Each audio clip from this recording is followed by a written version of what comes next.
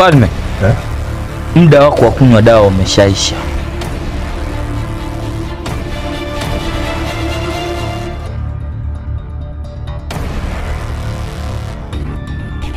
Kitimtim! Kitimtim! Kitimtim! Asanteni sana wanakijiji wangu. Wanakijiji wangu, kijana aliyesimamishwa mbele yenu mnamfahamu? Ndio.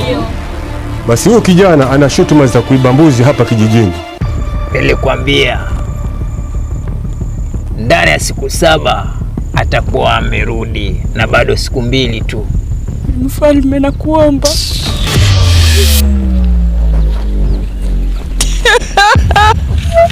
Kwa nini mwanangu nisikizi? Lakini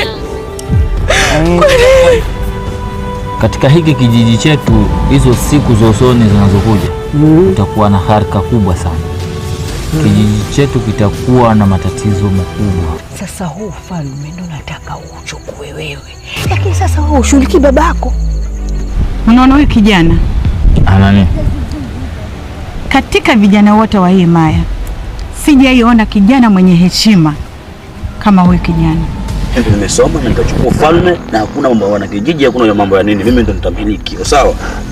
Ya kwamba pindi tunapofikwa na shida, matatizo, njaa, maradhi, basi hapa ndo kimbilio letu.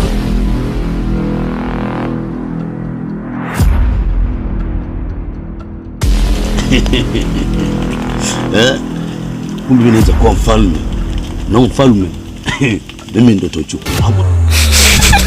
Mbona sikii huyu mtoto? Lakini uwe mke wangu, uwe mtu wa malaika, mtoto mzuri, unapaswa kuwa na mimi. Sawa?